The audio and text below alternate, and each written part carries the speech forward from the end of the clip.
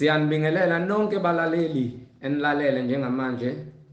Unkanyiso Bright Zulu lokhulumayo, ngihamba nomfowethu umhlengi Zondi.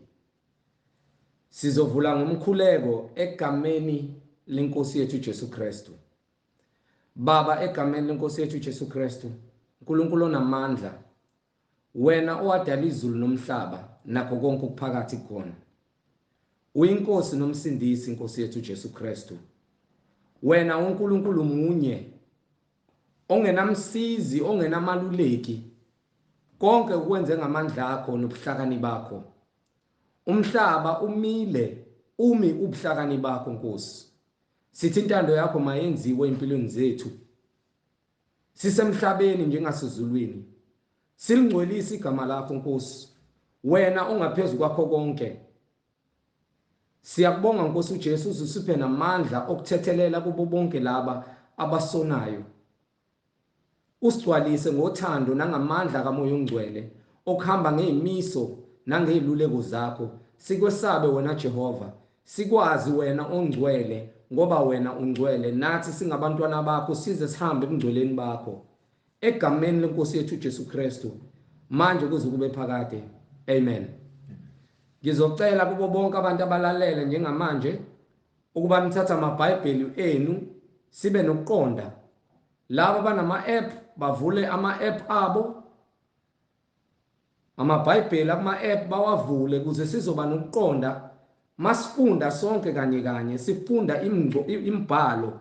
Wonke umuntu onebhayibheli azoba nokuqonda njengamanje. Angihambi ngedwa njengoba sengishilo, ngihamba nomfowethu la umhlengi wakaZondi. Over to you Nondaba. Amen. Amen. Siyabonga bazalwane, umusa wenkosi nothando. Sibonga ukuphila egameni likaJesu Kristu. Amen. Sibingelela bonke abazalwane abathandi benkosi nezinceko zenkosi. Sibingelele nabantu abangabahedeni, sibingelele nabazondi bakaJesu Kristu nabamphikayo. Siyanibingelela egameni likaJesu Kristu. Amen. Sithi ukuthula makube kunina makube kunina nonke. Siyabonga uNkulunkulu ngamandla akhe asinike wona ukuthi sikwazi ukuvuka. Ukuba ngaphandle kwakhe uma ubesethanda ukuflipa iswitch ayithene off ngabe awuvukanga, kodwa ngomusa owunikiwe ukuze uloku khunjuzwa ukuthi kufanele ube ngcwele phambi kwamehlo kaNkulunkulu. Usanikiwe isikhathi ngokuba usazi isikhathi sakho sinini, kodwa ke indodana yomuntu iyakufika njengesela, akekho wazi isikhathi, and kufika kwayo awuna chance ukuthi ungabaleka uyocasha ngokuba wena wazi lutho.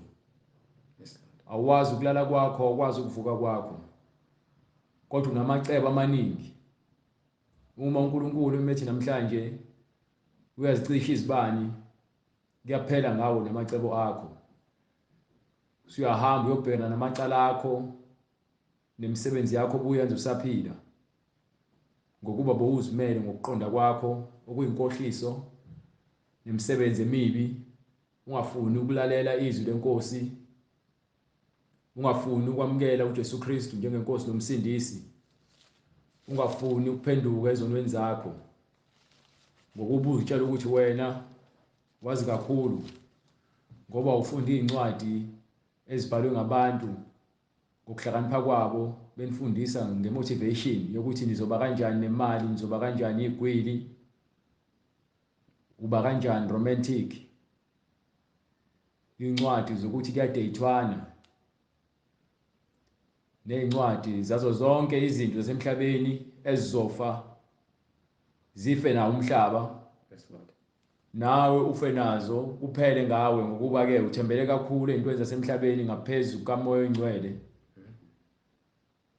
Siloke ke sithule ubufakazi, asiyeki and futhi ngeke siyeke, sithi uNkulunkulu munye ongenaye umphelezeli, ongenaye umhlangabezi, ongenambonisi, owakhe umhlaba nezulu nakho konke okuphakathi ngamandla akhe nangezikhwepha zakhe engenaye umlekeleli. Sithi lo uNkulunkulu mkhulu esabeka, igama lakhe lifanele ukudunyiswa mihla yonke, hayi kanye ngesonto, mihla yonke yokuphila kwethu. Uyavuka, uyalala, uyageza, uyahamba, uNkulunkulu kufanele umdumise, ngokuba uma umazi uNkulunkulu wena ufana nomuntu onjengesihlahla esikeduze namanzi esiloku esithelile, izihlahla namahlamvu akuhlaza siloku sikhipha izithelo ezifanele ngaso sonke isikhathi. Kodwa uma ungamazi uNkulunkulu wena ufana nesihlahla esisehlane lapho kungekho khona amanzi, esiloku esisha, siloku esisha, sishiswa ilanga, sishawa umoya, somile ngoba impande zakhona zisemaqaqasini, azwazi amanzi. Uyasho kuJesu Kristu uthi oza kumina ngimphuzise amanzi okuphila, eswini sakhe kuyogobhoza umfulo ongapheli, okungukuphila okuphakade. Siyambonga uNkulunkulu ngabaprofethi bakhe abanika ubuhlakani, wabagcwalisa ngomoya wakhe ukuze bakwazi ukuthi babhale lokhu esikufundayo eBhayibhelini. Simbonge uNkulunkulu ngendodana yakhe uJesu Kristu ayithumela, eyafike yafundisa abapostoli ukuthi isiphiwo sikaMoya Engcwele samukelwa kanjani. Amen. Washiya nefa esiyisiphiwo sikaMoya Oyingcwele. Lesithembiso esethu nesabantwana bethu nesabo bonke inkosi uNkulunkulu wethu eyakubabiza kuphela labo ababiziwe bamphika uNkulunkulu, nabo uJesu Kristu uthi uyobaphika phambi kwezingilosi. So umelwe ukuthi ukholwe iqiniso elibhalwe phansi eBhayibhelini, akukho okunye okudlula lokho. Siyambonga uNkulunkulu ngomusa wakhe nangothando. Ongiphi incwadi kaGenesis chapter 12. So uma izwi lifika kuwena, umsebenzi wakho ukuthi ulamukele, bese wena uthatha isinqumo sokuthi uyafuna yini ukuhamba ngezwi noma ufuna ukuhamba ngokuqonda kwakho. Ukuqonda kwakho yilokho ukufuna inhliziyo yakho. Iyasho incwadi ithi izinto zikamoya nezinto zenyama ziyaphikisana. So uma wena ukholelwa izinto zikamoya, uhamba ngezwi likaNkulunkulu elingcwele, ayikho enye into engaphezulu kwalokho, and ayikho enye into engcono kunaleyo. Ayikho futhi into engaphansi kwaleyo. Engaphansi kwaleyo ukuhamba ngendlela nenkanuko zakho, lokho ngaphansi ngokuba wena awazi lutho. Awazi lutho, awuyazi indlela. Ukuze uhambe indlela kufanele uhambe endleleni kaJesu Kristu. Iyona kuphela eletha ukuphila okuphakade. Uma ke uthi awufuni ukuphila okuphakade ngokuba uthi wena wazi ukuthi uma ufa uzoba idlozi, akukho neyodwa incwadi leBhayibhelini ethi ezulwini kukhona amadlozi ekumele siwahlabele noma kukhona amadlozi ekumele siwashisele impepho. Ngiyahlola imibhalo, angihlangani nento kanjalo. Thiwa asihlukane nemisebenzi yenyama. Eminye yayo leyo imisebenzi yenyama abantu abayenzayo ukuhlaba, behlabela amadlozi. Ngokuba uqonda akuphelele. Abanye abazi ngoba ngisho ngithi anazi lutho. Ukhule kwenziwa kini nawe uyakwenza. Lokho kunenza nibe kufane isilungulelo sokuthi ufuna uqeda isilungulelo kodwa sipheli. Ngoba lento iyakuhlisa kodwa manje awukho umvuzo. Uma isilungulelo ungasiqedi noma ungawazi umuntu wesilungulelo sikuphatha ukuze ufe. Kanjalo necala onalo ngaphakathi lokuthi wena ukoleta amadlozi abantu abangasekho beqambela amanga. Uma uhluphekile ungenalutho uzokwenza njani? Futhi wena uzothi ucindezela abantu abangasekho. Igama liyasho ukuthi abasekho. Wena umqondo wakho ukhubazekile ubambelele into engekho. Engaphili ngoba phela ibiphila isenyameni kwaphuma umphefumulo wahlukana nenyama, inyama yashona phansi emgodini. Umphefumulo wabuyela le khona uNkulunkulu la azobeka khona, ulindele isikhathi le khona ezokwahlulela khona. Umphefumulo wakho uma ufa uyabekwa lo uzobeka khona, inoma uzobekwa eHadise noma uzobekwa emzini ongcwele.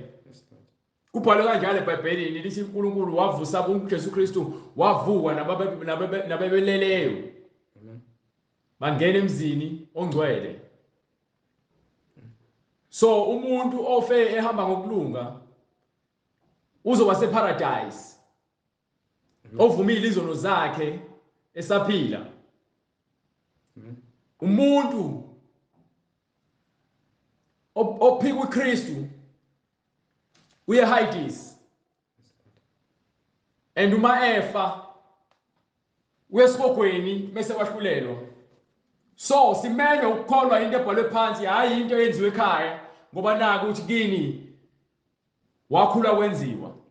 Ungazange uzulenze ucwaningo oluphelele ukuthi lento siyenzelani, buliphi iqiniso, ngokuba ke lonto leyo kuthiwa kubonakala abantu abafile izangoma nabathakathi abakwazi ukwenza imikhuba baxhumane nemoya engasekho. Njengoba noSawuli wahamba waya kumuntu wesifazane owayekhuluma nabantu abangasekho.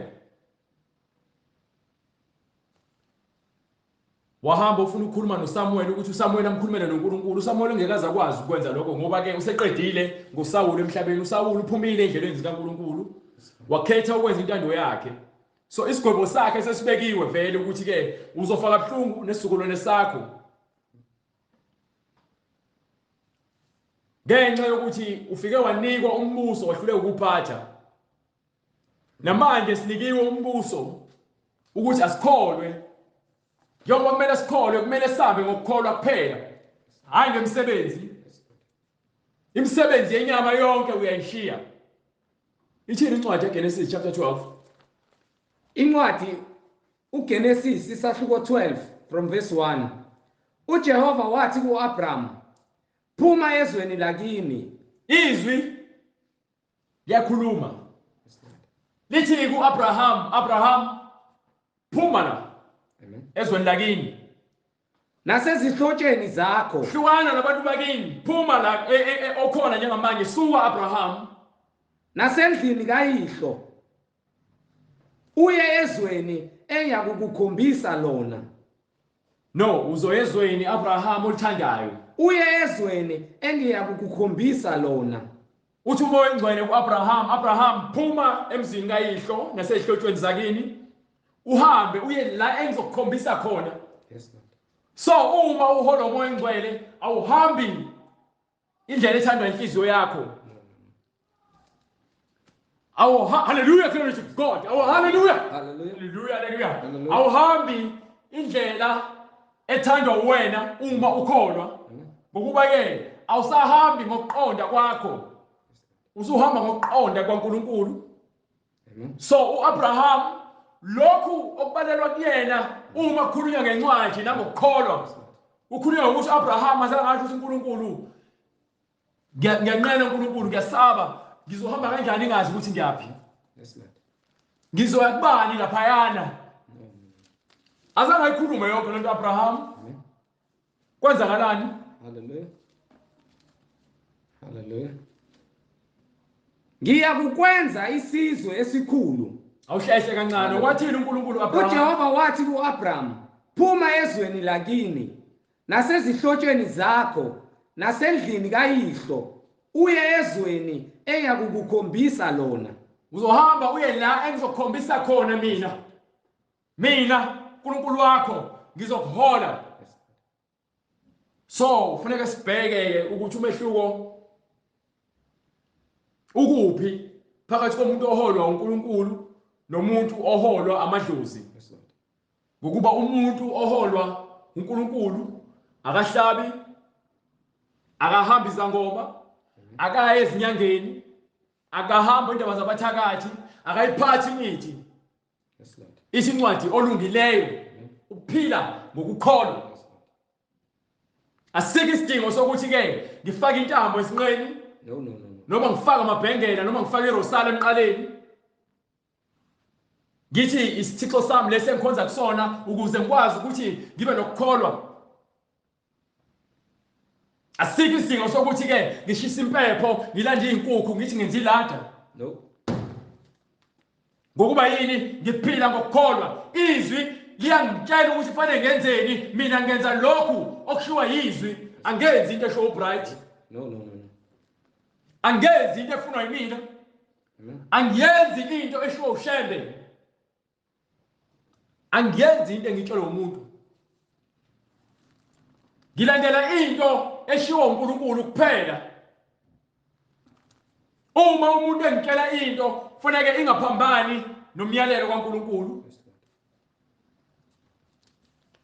Ngokuba ngiye esikoleni, uma ngiyesikoleni ngiyofundela ukuthi ngibe umsebenzi noma ngiqale umsebenzi wami.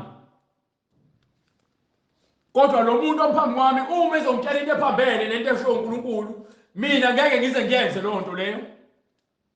Amen. Upresident uma enika imiyalo noma enika abantu amalungelo, uma enika ilungelo eliphambene nomyalelo kaNkulunkulu, mina ngeke ngihambisane nalo lolo lungelo noma ngeke ngize ngiyenze leyo nto leyo. Ngokuba yini angiholwa indoda, ngiholwa umoya oyingcwele. Thiwa sibahlonipha abaphathi nababusi bezwe, kodwa akushiwanga ukuthi asenze imikhuba yabo. Fanele senze lento eshiwo uNkulunkulu njengoba nabo kufanele benze lento eshiwo uNkulunkulu. Uma bengayenzi into eshiwo uNkulunkulu, befundisa nathi ukuthi senze izinto zezwe. Thina abantu bayakholwa. Fanele simele izwi lenkosi.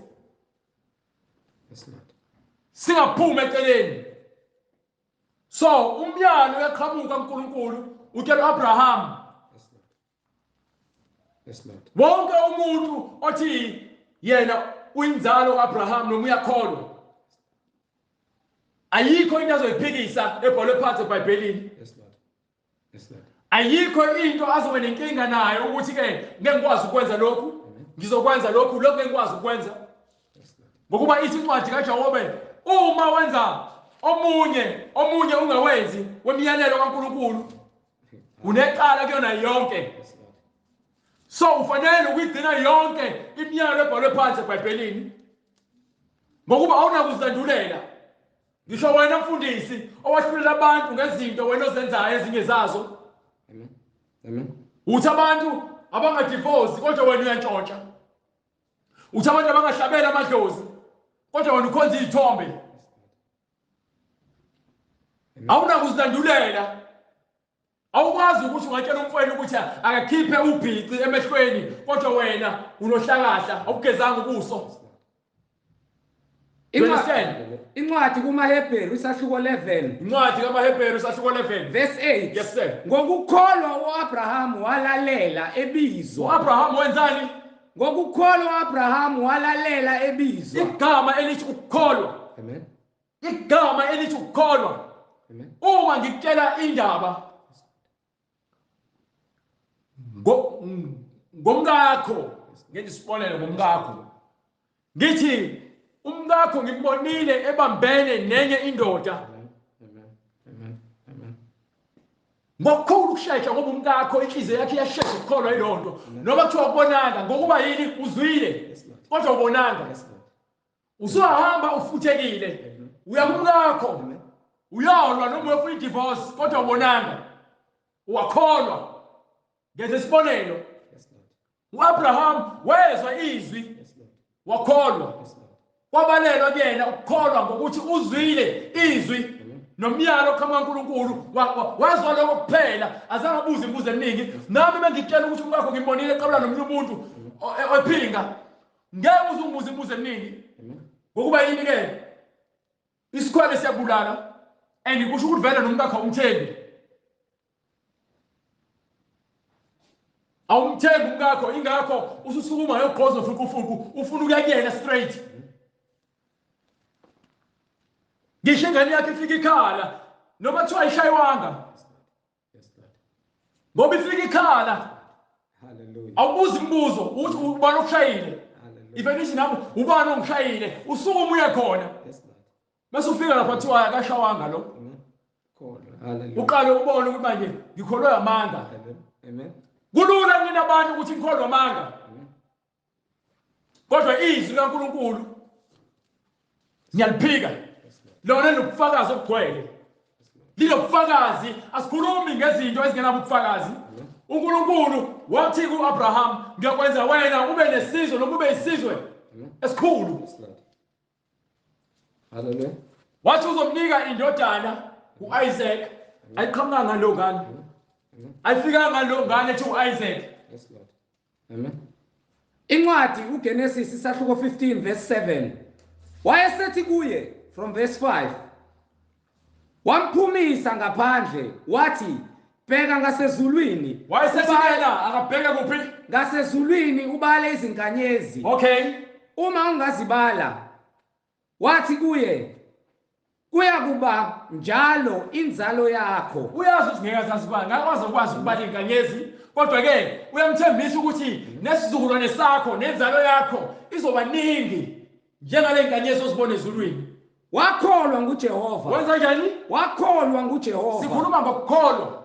Wambalela lokho kwaba ngukulunga. Wambalela lokho kwaba yini? Kwaba ngukulunga. Lalela baningi ngisho encwadi yeJohane chapter 8 from verse 32 bazibiza ngokuthi bangaba bayinzalo kaAbraham kodwa abafuna ukukholwa indodana uNkulunkulu ayithumile abafarisi. Incwadi ngokukaJohane isahluko 8 verse 32. Yes sir. Niyakulazi iqiniso neqiniso liyanukukhulula. So uma wazi iqiniso lenza njani? Liyakunikhulula. Iqiniso liyakukhulula. Yes Lord. Ukuze wena uhlukane nokuba isiqhila sesono namanga kaSathane ngokuba ke incwadi kuyona le chapter le uverse 44 uthini? Hallelujah. Verse 44 incwadi ngokukaJohane isahluko 8 Yes, verse sir. 44. Nina ningabakayihlo uSathane. Ngoba yini? Nithanda ukwenza izinkanuko zikayihlo. Uma uthanda ukwenza inkanuko zakho noma uthanda ukwenza into ephambene nomyalo kaNkulunkulu wenza izinkanuko zikayihlo uSathane ngokuba yini? Nithanda ukwenza izinkanuko zikayihlo. Yebo. Yena wayengumbulali wabantu kwasekuqaleni. Yena umbulali wabantu kwaseqaleni. Akeme eqinisweni. Akahlala eqinisweni. Ngokuba iqiniso lingekho kuye. Alikho iqiniso kuSathane. Nxa ekhuluma amanga. Naye ekhuluma amanga. Ukhuluma ongokwakhe. Uzala amanga. Lokhu engumqambi noyise wawo. Uzala amanga. Indodana kaSathane amanga. Lokhu engumqambi wawo noyise wawo. So ngale ithini? Hallelujah. Chapter 8 verse 31. Verse 31. Khona uJesu wathi kubaJuda abase bekholiwe nguye uma nimi ezwini lami. Uma nimi ezwini likaJesu Kristu. Ningabafundi bami isibili. Ningabafundi bami isibili. Yes sir. Niyakulazi iqiniso. Nizokwazi konke okuphuma kuNkulunkulu. Neqiniso liyanikukhulula. Neqiniso liza kumkhipha emsebenzini wenyama, emsebenzini yeinkanuko zikaSathane. Hallelujah. You understand? Hallelujah. Ngokuba ke manje nifanele abantu bakholwe yizwi.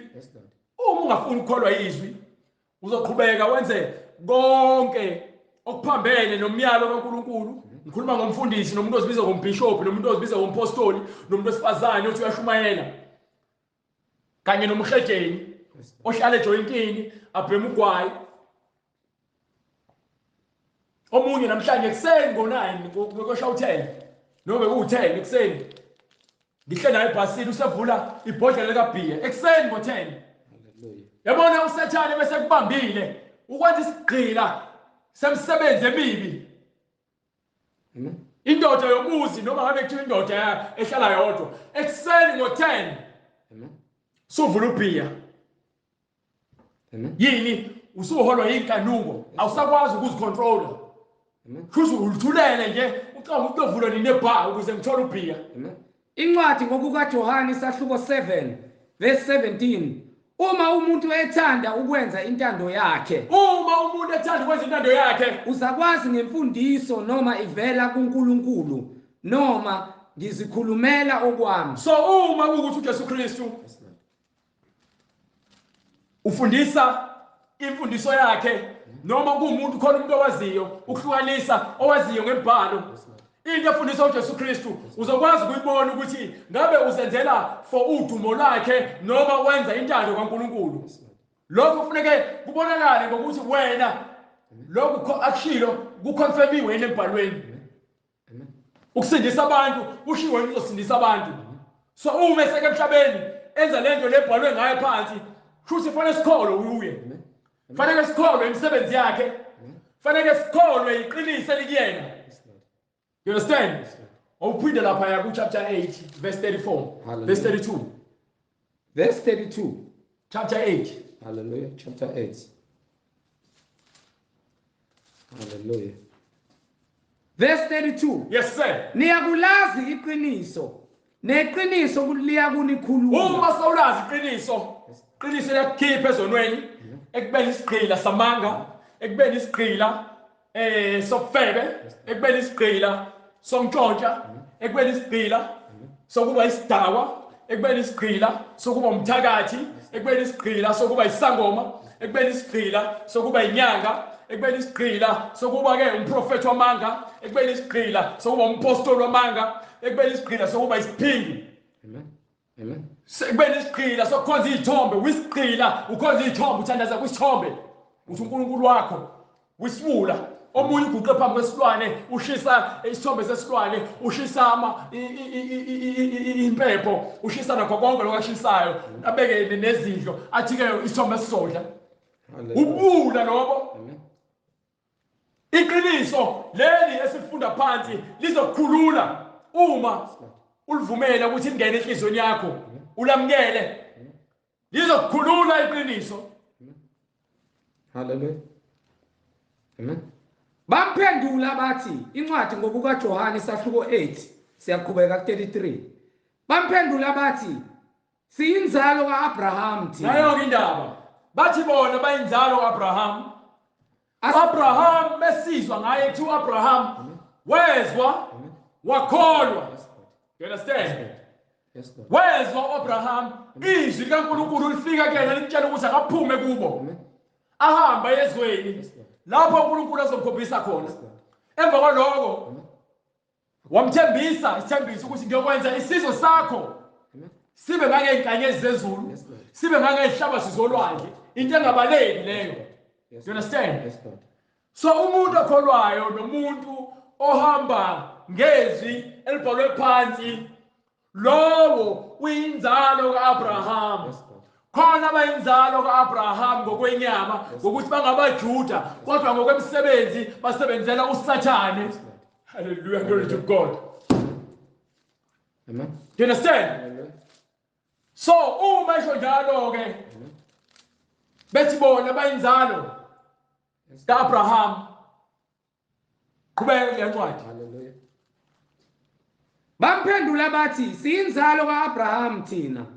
Asibonange sibe yizigqila zabantu. Abazange babigqila zabantu. Wena usho kanjani ukuthi nizakuba ngabakhululekileyo na? So abaqondi. Kodwa ke bathi bona bayinzalo kaAbraham. Abraham inzalo yakhe yebo inzalo yabaJuda ngokwegazi, kodwa ke okubaluleke kakhulu yilabo abakholwa yizwi, njengokuba naye akholwa, njengoba nabo kufanele bakholwe yizwi elishunyayelwa uJesu Kristu, imisebenzi eyenziwa uJesu Kristu. uJesu Kristu usukumisa abantu abayishosha. uJesu Kristu uvula amehlo empumputhe. uJesu Kristu ukhulumisa izimungulu. uJesu Kristu uvusa abantu abalele. uJesu Kristu ufida abantu abawu 5,000 ngezinto eziwu5 nofisha abawu2. Leyo imisebenzi ayilethelwe ukuthi azoyenza, kodwa abafowabo isincwadi weza kwabangabakhe. Yes, Lord. Amen. Kodwa bamvumanga bamphika Yes, Lord. baze bambethela. Amen. Abantu bakubo abaJuda Amen. ingakho baphucwa umbuso, kwathiwa ihambe-ke manje igospel iyoshunyelwa nabanye bezizwe. Amen. Incwadi ivangeli ngokukaJohane isahluko sokuqala verse 11. Yes sir. Weza kokwakhe abakhe abamamukelayo, abafunanga ukukholwa yizwi, abafunanga ukukholwa indodana, kepha bonke abamamukelayo, kepha bonke labo abalivuma izwi wabapha amandla. bathola ini? Amandla. Bathola ini? Amandla. Ngale kwincwadi yesambulo. Hallelujah, glory to God. Hallelujah, glory to God. Incwadi yesambulo chapter 5 starting from verse 1. Hallelujah. Incwadi isambulo isahluko sesihlanu Yes, sir. verse 1. Ngase ngibona esandleni sokunene sakhe Ngase ngibona esandleni sokunene sakhe. owayehlezi Hallelujah, esihlalweni hallelujah. sobukhosi. Hallelujah, owayehlezi kuphi? Esihlalweni sobukhosi. Owayehlezi esihlalweni sobukhosi. Incwadi ilotshiwe ngaphakathi nangaphandle. Kukhona incwadi elotshiwe ngaphakathi nangaphandle. Inamathelisiwe ngezimpawu ezisikhombisa. Ngase ngibona ingilosi. Hallelujah, glory to God. Ngase ngibona ingilosi enamandla. Yes sir.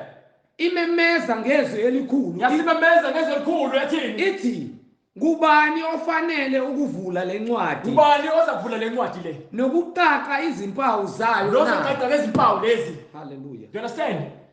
Do you understand? Kwakungekho namunye Atholakalanga noyedwa ezulwini. Hallelujah, hallelujah, hallelujah, hallelujah, glory to God. Atholakala noyedwa ezulwini nasemhlabeni nangaphansi komhlaba oyenamandla okuyivula incwadi. akekho atholakala owayenamandla okuyivula lencwadi phezulu ezulwini, emhlabeni nangaphansi komhlaba. Atholakalanga muntu. Amen. Oyenamandla okuyivula incwadi Yes, sir. abuke kuyo Ukuze akwazi ukubuka kuyo akekho. Ngakhala kakhulu ngokuba kungafunywananga namunye ofanele ukuyivula leyo ncwadi. Ngase ngikhala kakhulu ngokuba akekho watholakala ukuthi avule lencwadi Abuke kuyo ukuze abheke phakathi. omunye wamalunga Amadala wayesethi kimi, wayesethi ungakhali, bheka inqobile ingonyama yesizwe sakaJuda, impande kaDavide, ukuba ivule incwadi nezimpawu zayo ezisikhombisa. Impawu ezisikhombisa. Hallelujah. You understand? Hallelujah. Hallelujah. Yenza loo nto leyo. Amen. Amen. Ngase ngibona ngaphakathi kwesihlalo sobukhosi. Yes sir. Nezidalwa ezine nangaphakathi kwamalunga kumi iwundla. Kwakumbali Iwundlu. kwakumuJesu Kristu. Hallelujah. Ilembe. Yes Lord. Iwundlu. Iwundlu. Lalela. Kuyona le ncwadi le sifuna ngithi kuthiwa abafunanga ukumamukela. Efikile kubona abangabakhe. Theme sefikile bamnqaba. Kwathiwa-ke abakholwa nguye abanikani amandla. So kuya le ncwadi yesambulo chapter 5 verse 16. Sibheke ukuthi amaphi lamandla awaphethe. Imiphi le moya u7 ayiphethe. Amen. Sifuna le moya u7 ayiphethe. Amen. Incwadi isambulo Sahluko 5 verse 16. Sahluko 5. Hallelujah. Sigcina 14. Hallelujah. Starting from verse 12. Verse 12. Zithi from verse 11. Yes, sir. Ngase ngibona ngezwa izwi lezingelosi eziningi. Yes, sir. Zihaqe isihlalo sobukhosi nezidalwa namalunga nomumo wazo. Wawuyizigidi zezigidi nezinkulungwane zezinkulungwane zithi ngezwi elikhulu, lifanele iwundlu elahlatshwayo elahlatshwayo ukuthi ukwamukela amandla ukwamukela amandla nengcebo nengcebo 2 nokuhlakanipha 3 nokunqoba 4 nodumo 5 nenkazimulo 6 nesibusiso nesibusiso yena moya u7 leyo phethe uJesu Kristu yena moya u7 leyo emiphambi kwesihlalo sobukhosi njengoba kuthiwa-ke ngale kwincwadi kaJohane. Yes, Lord. Yes, Lord. Abakholwayo yizwi. Yes, Lord. Yes, Lord. Kepha bonke abalamukelayo Kepha bonke abazokwamukela izwi wabapha amandla okuba wabapha amandla Amen. amandla ngale kwincwadi yesambulo kuthiwa yini wamukeliswa yini uJesu Kristu njengoba amukeliswa lawo amandla nakhona abantu banika lawo mandla lawo awanikiwe ezulwini lawo mandla lawo okuthi-ke sonke siphile ngokukholwa ngezwi ngokuba uzoshumayela izwi sikholwe imisebenzi yakhe. Lo msebenzi leyo yiye moya le ekumele nathi sibe nayo uma sokwazi ukuthi-ke sambe ngendlela uNkulunkulu asithuma ukuthi sambe ngayo, sithunyiwe ukuthi-ke sambe ngendlela yokukholwa. Yes, Lord. Lifanele iwundlu elahlatshwayo Lifanelwe iwundlu ukwamukela amandla nengcebo lalela amandla, sikhulume ngamandla, amandla okuphila okuphakade ukuthi uma ufa kufa inyama yakho ishona phansi ethuneni kodwa umphefumulo wakho uphila ongonaphakade kuNkulunkulu ngamandla kaNkulunkulu. Ingcebo ukuthula, uthando, Amen. Hallelujah. umoya wokuqonda, Yes, Lord. nanene Nokuhlakanipha ukuhlakanipha utholakala kuNkulunkulu. Ukuhlakanipha uthola ngokuthi-ke wenze intando kaNkulunkulu, yonke into uNkulunkulu ayishoyo ukuthi yenze ugcwele ubuhlakani. Uma wena ungiphikisana nento ebhalwe phansi, Yes. wena udunguze kumnyameni Hallelujah. wisibula Hallelujah. ngoba awufuni ukukholwa, Amen. ufuna ukukholwa izinto eziphathekayo. Ingakho labafundisi bamanga nalabaprofeti bamanga beza kunina neziwahlo ney'ntambo kanye nezinyoka beninika ukuze nizuze imali esikhashana kodwa nibe niyifanifele ezonweni zenu. You understand? Ukumesaba uJehova kungukuqala kokuhlakanipha. Ukumesaba uNkulunkulu ukuqala kwakho ukuhlakanipha. Iziwula ziyadelela ukuhlakanipha nokulaywa. Iziwula zinjani? Ziyadelela ukuhlakanipha nokuyalwa. Bonke abantu abayiziwula abafuni ukwamukela izwi. You understand? Bafuna ukuphila ngokuqonda kwabo and ukuqonda kwabo ikona lokho kubaholela esihogweni. You understand? Nokuqonda nodumo nenkazimulo nesibusiso Awuphinde lifanele iwundlu elahlatshwayo ukwamukela amandla. Lifanele ukwamukela ini? Amandla. Yes sir. Nengcebo. Yes sir. Nokuhlakanipha. Yes sir. Nokunqoba. Ezolondo leyo. Nodumo nenkazimulo. Yizona zonke izinto lezi nesibusiso eziphethwe uJesu Kristu. Lezi azosishiya nazo nathi ukuthi sikwazi ukudumisa, sithole izibusiso zikaMoya Ngcwele. Sikhazimulise negama lakhe. Nathi uma sifa ngosuku lokwahlulelwa siyokhazimuliswa njengoba naye anikwa amandla ukuthi-ke avuse ethuneni. Yes, Lord. Nakho konke okudaliweyo okusezulwini nokusemhlabeni. Konke yabona ezulwini kufana nesibuko sasemhlabeni. Yes, Lord. Into esezulwini kwenzeka intando kaNkulunkulu. Yonke into esezulwini ithobela uNkulunkulu. Yes, Lord. Njengoba nasemhlabeni kumele ukuthi abantu bathobele uNkulunkulu nezwi lakhe. Njengokuba ezulwini lalela. Hallelujah, glory to God. Ezulwini uSathane wakhishwa. Yes, Lord. Khishwa ini ungalaleli. Nasemhlabeni ipreparation noma isilungiselelo sokuthi-ke sithobele umthetho kaNkulunkulu sisaphila ngokuba uma sesifa siyokhishwa nathi ezulwini njengayo uSathane singeke singene izulu. Amen. Nasemhlabeni. Hallelujah. No. Ngisho bahlaba kangakanani uNkulunkulu akanandaba nalonto yakho le. Ngoba uyasho ukuthi-ke imihlabelo yenu ingenza ngibhekise ikhanda lami le ifihle ubuso bami ngoba nenza zonke izinto eziyizinengiso. Naphansi komhlaba nasolwandle nakho konke okukukho. Lelela kwela ngale kwincwadi Incwadi yaYohane ngifuna uqede lo chapter 34. Incwadi ngokukaJohane isahluko 8 Yes, verse sir. 34. uJesu wabaphendula wathi, Sifuna ukudila noAbraham nokukholwa kwakhe okwandulele ukuthi bonke abantu abathi bayakholwa kufuneke benze njengoba uAbraham enza, akholwe izwi, angakholwa ngemsebenzi. No. Before uAbraham kuthiwa ke akasoke isizukulwane sakhe naye asoke ngokomsebenzi wenyama, waqala wakholwa izwi. Awukwazi ukuvela usoke ungazange uzuzwe. Yes Lord. Yayizwa loo nto leyo? Kumele uqale uzwe i-instruction noma umyalo ozokuthuma ukuthi wenze lento le ezoba isivumelwano, ngoba wenza isivumelwano noNkulunkulu. Yes Lord. Uya esivumelwaneni sakho ukuze akhombise ukuthi wenzile isivumelwano noNkulunkulu, unikiwe umsebenzi, itask yokuthi ke nasi isivumelwano esosenza uzokwenza ngale ndlela. Uzosoka wena nesizwe sakho. Ingane mayizele yomfana izosoka emva kwensuku eziwu-8. Isivumelwano esenziwe noAbraham, kodwa ngaphambilini kwalokho wakholwa yizwi kuqala. Akavelanga wazenzela lokho ngaphandle kokholwa. Incwadi ngokukaJohane isahluko 8 siyaqhubeka verse 34. Yebo. uJesu waphendula wathi, ngiqinisile ngithi kini, yilo nalowo owenza isono uyisigqila sesono. Wonke umuntu owenza isono nento ephambene nento ebhalwe phansi eBhayibhelini uyisigqila.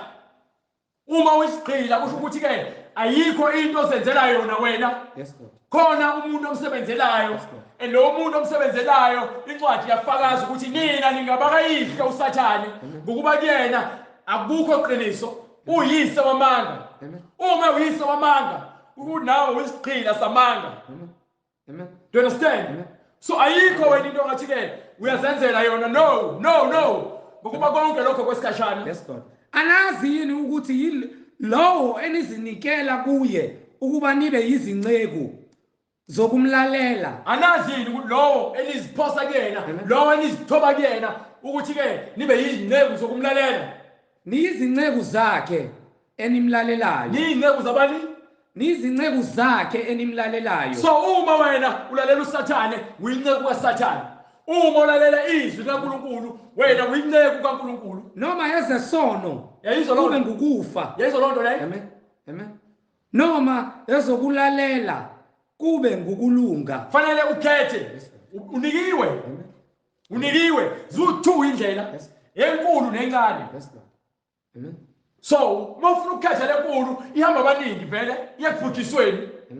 Lencane ihanja abangcwele iyekuphila nokuphakade.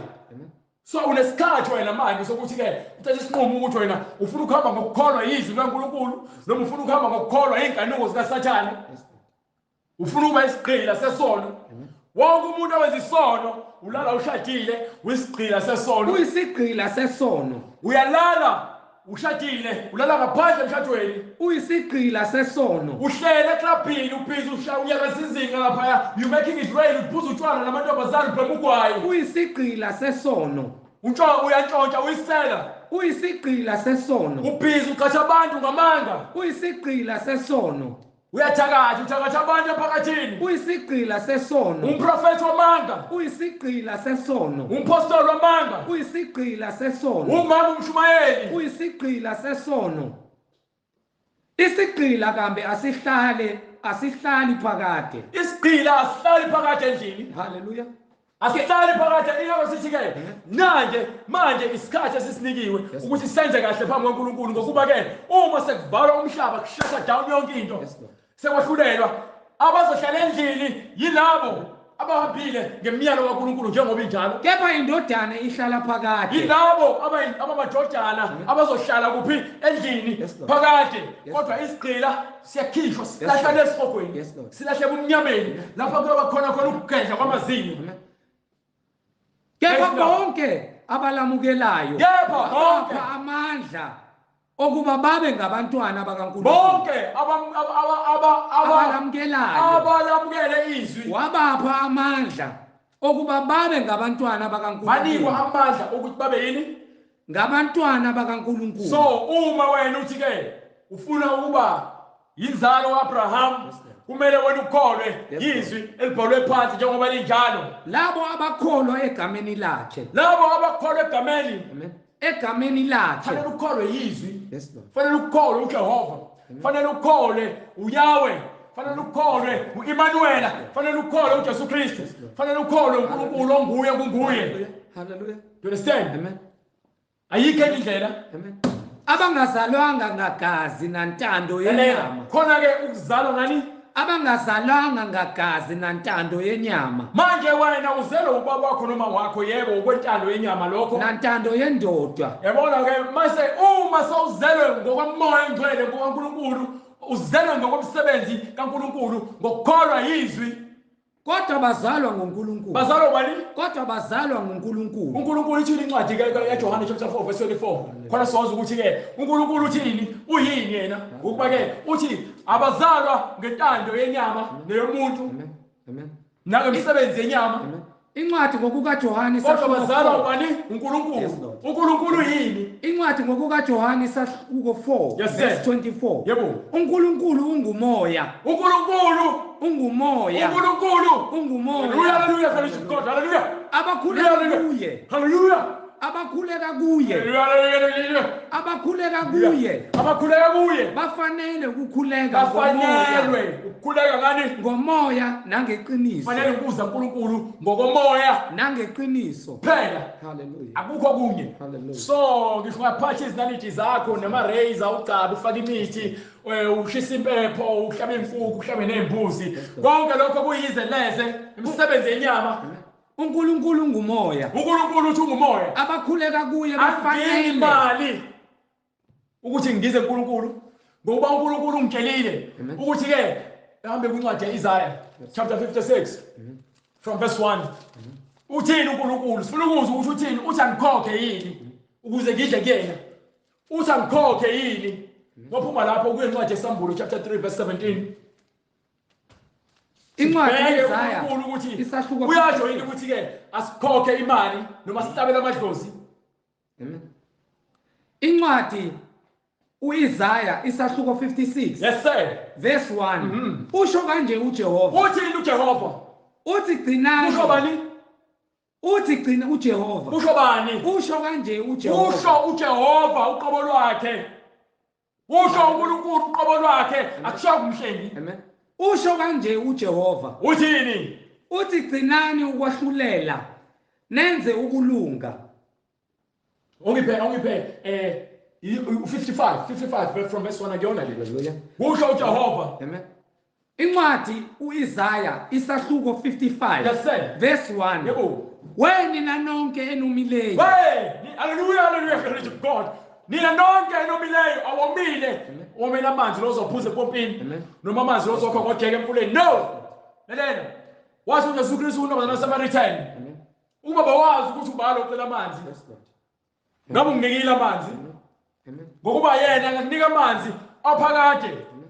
You understand? Hallelujah. So manje sifuna lo manzi lawo thina okuphila okuphakade. Yes, Lord. Njengoba ithi incwadi ke, nina enomileyo. Amen. Hallelujah. Incwadi Asicethile ngale. wenina nonke enomileyo. Nina nonke enomileyo. Wozani emanzini. Wozani kuphi? Wozani emanzini. No, wozani ejointini. Wozani emanzini. Wozani esportini. Wozani emanzini.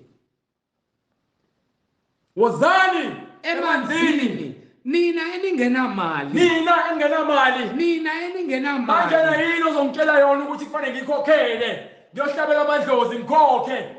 Ngihamba abathandazi bamanga ngikhokhe. Ngihamba izinyanga nabathakathi. Nina eningenamali wozani nithenge. Do you understand? Wena ongenalutho. Hallelujah, glory to God. Wozani nithenge. Hallelujah, hallelujah. Hallelujah. Hallelujah. Hallelujah, hallelujah, hallelujah.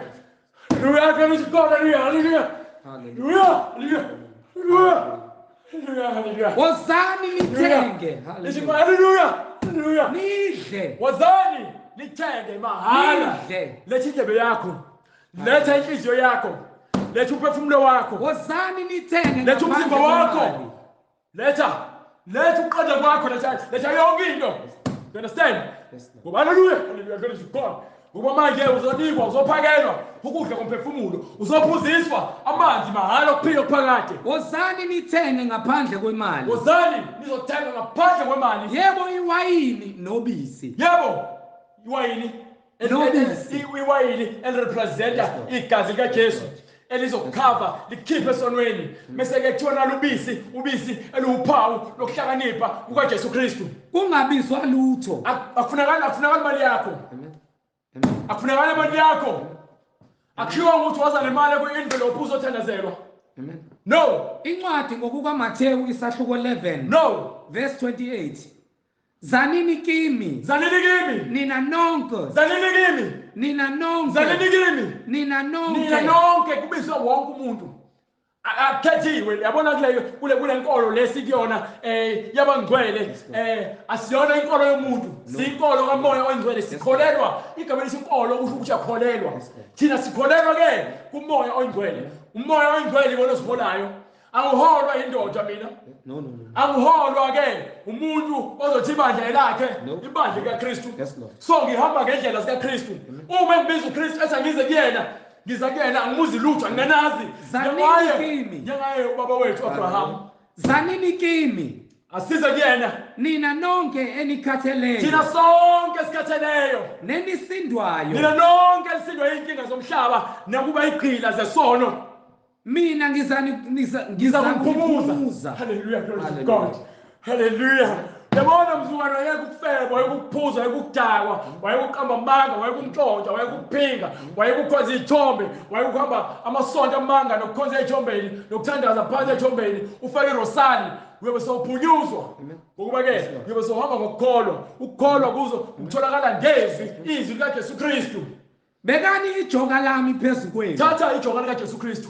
Bekani ijoka lami phezu kwenu. Ayibuza ukuthi yini ijoka likaJesu Kristu imiyalo yakhe imfundiso yakhe. Nifunde kimi. Nifunde kuphi? Nifunde kimi. Imiyalo yakhe imfundiso yakhe uthi ke sithatha ijoka lakhe elokufunda kuyena silibeke kuthina kube ilona lizosihola siholwa yini uJesu Kristu.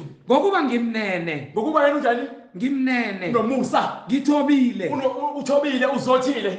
Ngithobile ngenhliziyo. Inhliziyo yakhe imnene ithobile unothando unomusa.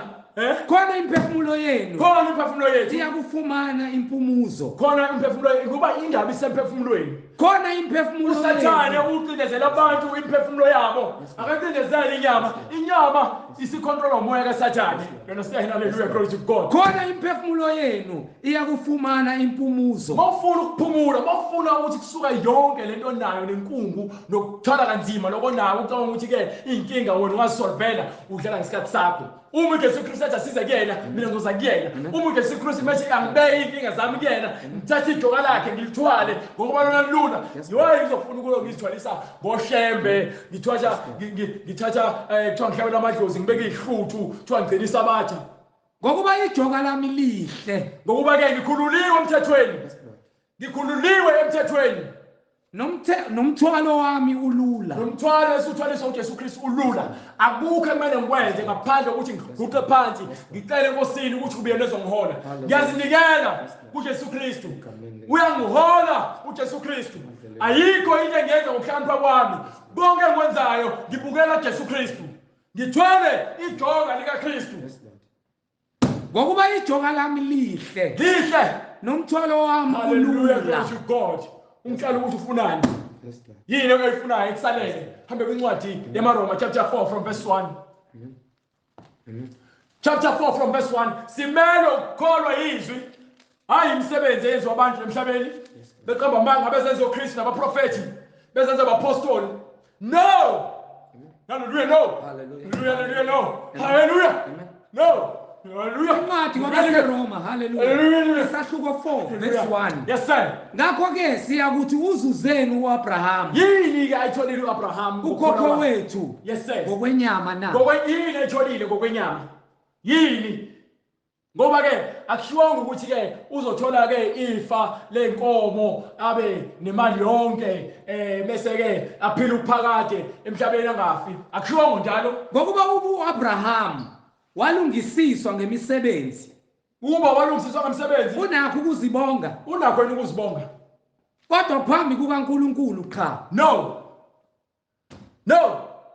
ngokuba umbhalo uthini na ngokuba uthini umbhalo uthi kepha uAbraham wakholwa nguNkulunkulu ngokuba uAbraham wakholwa nguNkulunkulu nguNkulunkulu ukukholwa okusimele Hallelujah. simele ukukholwa ubani nguNkulunkulu uAbraham wakholwa nguNkulunkulu kumele sikholwe nguNkulunkulu phela uma uthi wena uthi uyakholwa ukuthi uNkulunkulu ukhona kodwa manje uphikisa lento eziseBhayibhelini wena ubaba wakho usathane yes Lord ayikho into engakutshela yona ubaba wakho usathane ngoba awufuni ukukholwa into eyenziwa uAbraham izwi elibhalwe phansi eBhayibhelini simele ukukholwa uAbraham wakholwa ngoba ikhona iBhayibheli hallelujah glory to God hallelujah wakholwa ngoba ikhona iBhayibheli thina sesibekelwe umqulu ukuze ngempela sibonise ukuthi umusa mningi umusa mningi phumani labasonto mina manga phumani babandleni namanga nilandele izwi likaJesu Kristu nifuna ukulungiswa imoya yenu ifuna ukulungiswa kwabalelwa ukuthi kungukulunga wabalelwa kena kwathiwa yini kungukulunga ukulunga kwakho kubalwa ngokuthi wena ukholwa kuphela niyakholelwa kuzona zonke izinto ezikhulunywa abantu ezingasile lezi kodwa mase kuziwa ngempela ekumele kufanele nikholwe anifuni ukukholwa nifuna izinto eziphathekayo nifuna imoto nifuna imali nifuna imizi nifuna abafazi nabathu nifuna impahla zogqoka ezibizayo anifuni ukukholwa izwi yezo lonto leyo yabona zonke into ezifunayo ungazithola kodwa ke uthi uNkulunkulu ke funa mina qala nokulungisa kwami zonke lezi zinto ezinye ziyonezezelwa hayi ukuthi ke uyokuthiwa funa zona lezi zinto eziphathekayo thiwa ke funa uNkulunkulu nokulungiswa bakhe bese kuthi konke okunye kuyakunezezelwa yezo lonto leyo ithini incwadi hallelujah uqale ukukholwa kuzona kanjani ongiphe incwadi yakho eMaroma chapter 10 from verse 17 starting from verse 16 incwadi kwabaseRoma isahluko 10 yes sir starting from verse 17 yes sir 16 verse 16 yebo hallelujah incwadi kwabaseRoma isahluko 10 verse 16 kodwa abalalelanga bonke ivangeli abalelelanga bonke ivangeli abafuni hlobo ukulalela ivangeli akubona bonke abafuna ukulalela ivangeli amen understand ngokuba uIsaya uthi ngokuba uprofeti uIsaya wakhuluma Nkosi ngubani owakholwa ngesikuzwileyo na asikubonanga asikubambanga ubani owakholwa esikuzwile ngokuba yini Nkosi ngubani owakholwa ngesikuzwileyo na ngalokho ke ukukholwa kuvela ngokuzwa ukukholwa kuvela ngokubona ngalokho ke ukukholwa kuvela ngokuzwa no ukukholwa kuvela ngokubamba ukukholwa kuvela ngokuzwa ukukholwa kuvela ngokuzwa fanele uzwe uAbraham wezwa uJesu Kristu wezwa bazwisa lazike nakhona uJesu Kristu wafika wababonisa imisebenzi ukuze bezokholwa ngokuphelele bona ngoba nenhlanhla thina simele ukukholwa manje uJesu Kristu simbone kodwa imisebenzi yakhe ikhona phansi ngokuba ke no Thomas naye wakhala wathi ke ngifuna ukukholwa ngokubona wamtshela uNkulunkulu wathi ke ubusisiwe ukukholwa ngengabonanga baningi abakholwa ngokuthi bafuna ukubona ingakho bebhajiwe ezonweni bathi ke umfundisi ngoJesu Kristu wayengakwazi ukwenza imisebenzi no uthi ke uyabazi azobanika imisebenzi namandla ngokufuna kwakhe akaniki bonke abantu amandla ngendlela efanayo khona abantu abanezwi lobuhlakani lokushumayela ivangeli khona abantu abanamandla abanesiphiwo sokuba beke izandla kubantu khona abantu abanesiphiwo sokuprofeta khona abantu abanesiphiwo sokuba abapostoli khona abantu abanesiphiwo sokuba abavangeli khona abantu abanesiphiwo sokuthi ziningi iziphiwo zakamoya ziningi iziphiwo sokukhuluma ngezilimi hallelujah glory to God you understand so uma incwadi ithi ke ukukholwa kuvela ngokuzwa uzwa ini ke izwi ukuzwa kuvela ngezwi likaKristu you understand so uma wena ungakholwa kuKristu noma ke ungafuni ukumamukela uKristu wena awunqaba umhlengi unqaba umnini nomnini mandla onke odala izulu nomhlaba okuyena ozokwahlulela egcineni kwakho konke ukuba uJesu Kristu wonke amadolo zonke izizwe zizoguqa phambi kwakhe. Yes, Lord. Amen. Nabafundi bakaJona batshela ukuthi uJona mtsheleni nizweni. Bonke. You understand? Izimpumputhe ziyabonga. Kufanele kubone impumputhe, kufanele kusukuma izinyonga. Kufanele kukhuluma izimungulu. Yes, Lord. Kufanele kuvuka abafileyo, abafe ngokomoya. Amen. Kufanele ababophekile ulimi, baqaqe ulimi, bakwazi ukukhuluma iqiniso. Amen. Kufanele labo abangavile abangafuni ukusebenza bavuke basebenze. Amen. Basukume bamele uJesu Kristu. Yes, Lord. Amen. Ngalokho ke ukukholwa kuvela Ukukholwa ngokuzwa. kuvela ngokuzwa. Ukuzwa kuvela ngezwi likaKristu. Ukuzwa kuvela ngezwi likaKristu. Kepha ngithi Yes sir. abezwanga yini na? Abezwanga. Inkinga abantu bathanda izinto eziphathekayo kuphela. Methiwa nangu umprofethi ubani babonke begijima mama basindisiwe wafika sebegcole khona beshawula inezigubhu bethi bazobusisa amanzi. Ayikho lonto eBhayibhelini, akukho oyedwa wabaprofeti bakaNkulunkulu okwenza lonto, akukho oyedwa umpostoli waNkulunkulu owenza lonto le. Yebo impela izwi labo liphumele emhlabeni. Lezwi leli ligcwele umhlaba wonke. And futhi ke before umhlaba ubhubhe kufanele ligcwale wonke umuntu amazi uKristu. Bese ashaya isinqumo sokuthi ke ufuna ukuqhubeka nokukholwa noma ufuna ke ukuqhubeka abe isigqila sika Sathane. Umele uthathe isinqumo. Manje na ke noma umele uthathe isinqumo, incwadi yezenzo sahluko sesibili verse 38. Umele uthathe isinqumo. Uma ke sewuthatha isinqumo, into ekumele uyenze ibhalwe phansi eBhayibhelini. Amen. Amen. Hallelujah. Incwadi izenzo isahluko sesibili. Yes sir. Verse 37. Sebekuzwa bahlabeka enhliziyweni. Sebekuzwa bahlabeka enhliziyweni. Bathi kuPetru. Base bethi kuPetru Nakwabanye abapostoli. nabanye abapostoli babe noPetru. Madoda bazalwane. Madoda bazalwane. Siyakwenze njani na? Yini kumele siyenze manje? uPetru wayesethi. Wathini uPetru? Phendukani. Into kumele niyenze ukuphenduka ezonweni zenu. Phendukani. Phendukani. Phendukani. Phumani kule mabandla amanga. Yilowo nalowo abhaphathizwe. Phumani emabandleni kuthiwa phakamiseni izandla nikhethe inkosi njengomsindisi kuphele kanjalo. Yilowo nalowo abhaphathizwe. Phumani emabandleni le kuthiwa khona ufafazwa ngamanzi.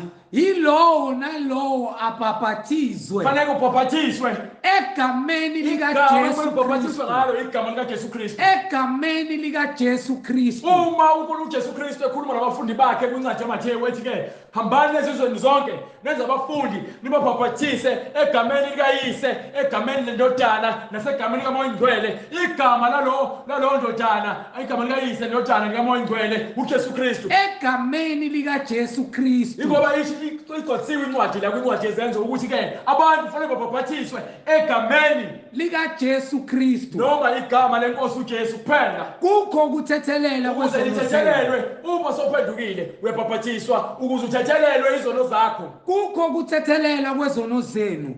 Khona niyakwamukelisa isiphiwo sikaMoya Oyingcwele. Isiphiwo sikaMoya Oyingcwele kumele ukusithola uma sowuphendukile. Uma sowubhaphathisiwe awubhaphathisele ukuthi ke sowusaviwe noma ke usindisiwe ngalokho usungaphindi ukwenza izono zakho. No, umusa uxhashazwa. Uma sowuphendukile uphenduka unomphelo. Ingakho kuthiwa ke uma umuntu esekuKristu useyisidalwa esisha. Konke okudala adlulile. Kuthiwa ukuthi into edlulile ayisaphindi kubambezele. Khona niyakwamukelisa isiphiwo sikaMoya Oyingcwele. Ukuze uthole isiphiwo sikaMoya Oyingcwele. Ngokuba isithembiso ngesenu nesabantwana benu. Esabo bonke abakude. Bonke inkosi uNkulunkulu wethu eyakubabiza. Yes sir. Wafakaza nangamanye amazwi amaningi. Wabayala. Wathi zisindiseni kulesizukulwane esiphambeneyo. Uma wena ufuna ke ukubuyela kuNkulunkulu uhambe ngendlela yakhe usindiswe. Phuma emabandleni amanga ulandele izwi. Zisindiseni kulesizukulwane esiphambeneyo. Zisindiseni kulesizukulwane esiphambeneyo. Amen. Baba egameni lenkosi yethu Jesu Kristu, uNkulunkulu onamandla, izwi lakho Baba liyisibani, liyakhanya empilweni zethu, liyimbewu. Siyakubonga Moya Oyingcwele ngoba wena ungumaluleki othembekileyo. Siyabonga Baba izwi lakho eliletha ubuhlakani empilweni zethu. Maliweleke Baba enhlizweni zaloyo naloyo laleleyo. Aphulukiswe athathe isinqumo Baba. Ngoba umuntu umnikile intando yokuba ithathe intando eselizwile izwi lakho. Athathe isinqumo namhlanje Baba So phenduka abhabhathiswe egameni lenkosi yethu Jesu Kristu athethelelwe baba izono zakhe. Siyalibonga izwi lakho lithembekile baba eliphumile kuzo zonke izinkalo zomhlaba lifeza umsebenzi olithumela kusukela kukusekela kumhlaba kuba lufeze egameni lenkosi yethu Jesu Kristu manje kuze kube phakade. Amen. Amen.